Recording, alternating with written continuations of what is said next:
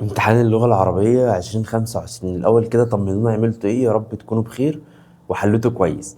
في الحمد لله ناس طالعة بتقول إن الامتحان إلى حد ما سهل، وفيه أسئلة كتير جت من النماذج الاسترشادية ومن الامتحانات اللي قبل كده، ولعل دي بشرة خير إن الامتحانات اللي جاية إن شاء الله تكون سهلة. الفيزياء والكيمياء والأحياء إن شاء الله يجوا كويسين وتقدروا تحلوا فيهم كويس.